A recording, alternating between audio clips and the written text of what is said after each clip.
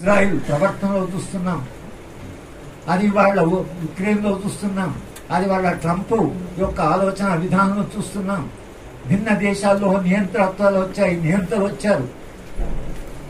ఎందుకు ప్రపంచవ్యాప్తంగా ఇంత నియంతృత్వం పెరిగి యుద్ధాలు చేస్తున్నప్పుడు కనీసమైనటువంటి ప్రమాణాలు పాటించకుండా హాస్పిటల్స్ మీద, స్కూళ్ల మీద బాంబులు వేస్తున్నారు. రెండవ ప్రపంచ యుద్ధం తర్వాత మళ్లీ వాళ్ళ 5వ శతాబ్దంలో హిట్లర్ లాంటి ఫ్యాసిజం తిరిగి మరో రూపంలో వస్తున్నది అనేటువంటి కూడా ఈ సందర్భంలో కమ్యూనిస్టు పార్టీలు, మార్క్సిస్టు పార్టీకి సంబంధించిన వాళ్ళు, మార్క్సిజం చదివిన వాళ్ళు, డైలెక్ట్రిక్ తెలిసిన వాళ్ళు ఇవాళ ప్రపంచాన్ని చూసినా, మన దేశాన్ని చూసినా, మన ప్రాంతాన్ని చూసినా, బస్తను చూసినా వీటన్నిటికీ అంతర్గతంగా సంబంధాలు ఉన్నాయి. బస్తరు ఐసోలేటెడ్ గా జరగడం లేదు. బస్తరు ఒక మార్పులో భాగంగా జరుగుతుంది.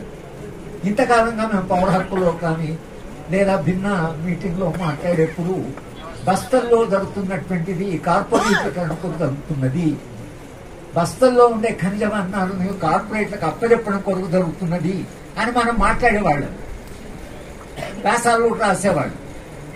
కానీ వాళ్ళు స్పష్టంగా వాళ్లే చెప్తున్నారు, మనం మాట్లాడవలసిన అవసరం లేదు.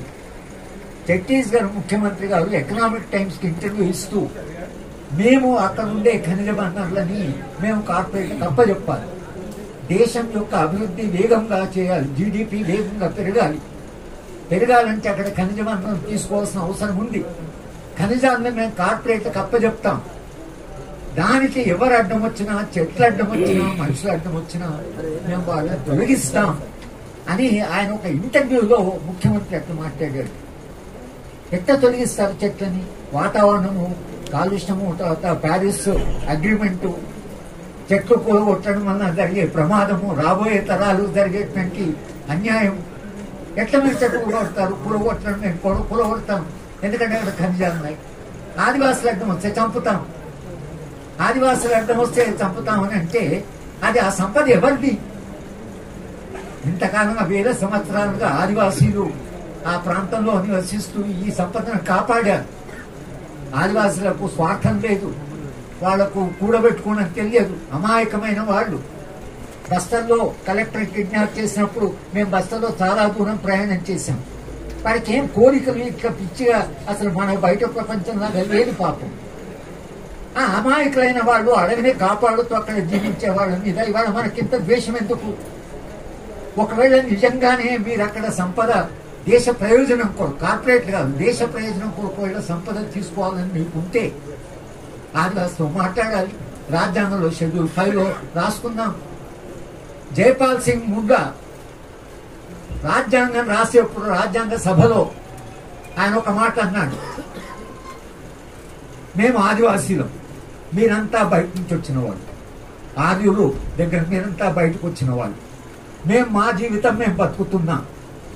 ఒకవేళ ఈ జాతిని నిర్మించాలి, ఓ నేషన్ నిర్మించాలి, మనందరం నేషన్ నిర్మించడం అంటే ఆయన అన్నది అంటే మనందరం కలుసుందాం, ఇవాళ మనం అందరం కలుసుందాం అనే నిర్ణయం అయితే రాజ్యాంగ సభలో తీసుకుంటున్నామో, మా స్వయం పరిపాలన ఏదైతుందో ఈ స్వయం పరిపాలనను రక్షిస్తే మేమందరం కలిసి ఉండడానికి సిద్ధంగా ఉన్నాం. ఇది జైపాల్ సింగ్ ముండా చెప్పినటువంటి మాట.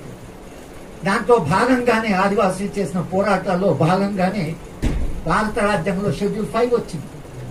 షెడ్యూల్ 5లో సౌభ్రాతృత్వం ఉండాలన్నారు.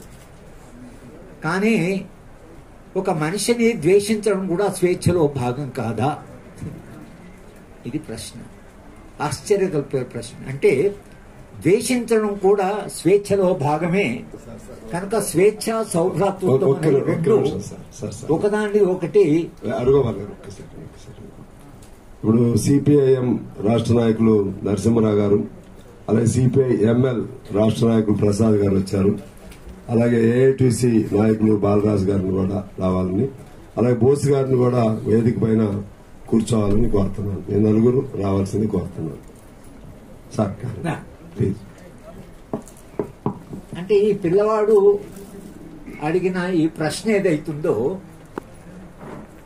ఆ పెరుగుతున్న తరంలో అంత చిన్న వయస్సులో ద్వేషించడం కూడా స్వేచ్ఛలో భాగమే అనేదాకా పోతే అబ్బాయి జీవితం అంతా కూడా ఇదే విలువ కొనసాగితే సమాజం ఉండే సంబంధాలు ఏమవుతాయనేటువంటి ప్రశ్న కూడా వస్తుంది.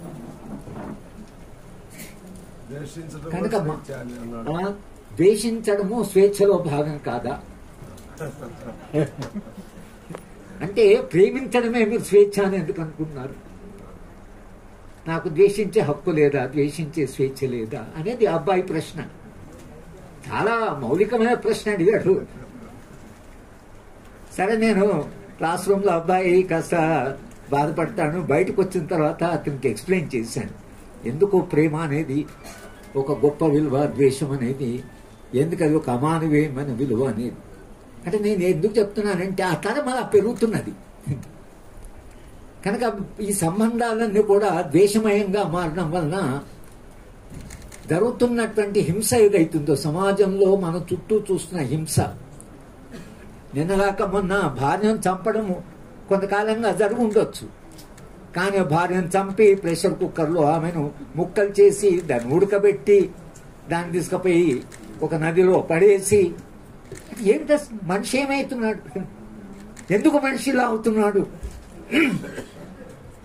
భార్యను చంపి అంత అమానుషంగా పూర్తిగా ముక్కలు నడకడం అనేది ఇది అంతకుముందు కూడా జరిగింది. మా మహబూబ్నగర్ జిల్లాలో చాలా సందర్భాలు చెప్తున్నాను, మళ్ళీ చెప్తున్నాను ఈ మాట. తల్లి ఆత్మహత్య చేసుకోవాలనుకుంది, భర్తతో పడలేదు, బాగా అతను వేధిస్తున్నాడు, ఆమెకు వేరే మార్గం కనిపించడం లేదు.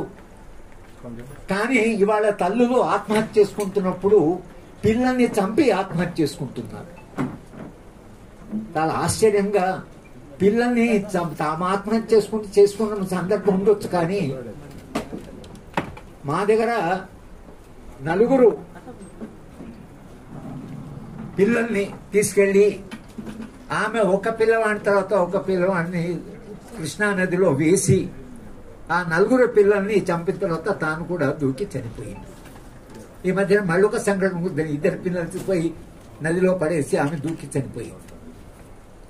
తల్లి పిల్లల్ని చంపడం అనేది అసలు దాన్ని మనం ఎలా అర్థం చేసుకుంటాం? పిల్లల్ని ఎందుకు చంపుతున్నది తల్లి అంటే ఈ సమాజం మీద ఆమెకు విశ్వాసం పోయింది. అంతకుముందు చనిపోతే మామలు చూసుకుంటారు, అమ్మమ్మ చూసుకుంటుంది, లేకపోతే చూసుకుంటారనే కనీసం కొంత విశ్వాసం ఉండేది. ఇవాళ సమాజంలో పూర్తి విశ్వాసం పోయింది. పిల్లలు అనాథలైపోతారు, పిల్లలు వేధింపబడతారు. కనుక ఈ పిల్లల్ని ఏ సమాజంలో వదిలిపెడితే ఈ సమాజం చూసుకునేటువంటి స్థితిలో లేదు. కనుక పిల్లల్ని చంపడమే. వీడియో చివరి వరకు చూసినందుకు ధన్యవాదాలు. ఇలాంటి మరెన్నో రాజకీయ వార్తల కోసం మన ఛానల్ సబ్స్క్రైబ్ చేయండి.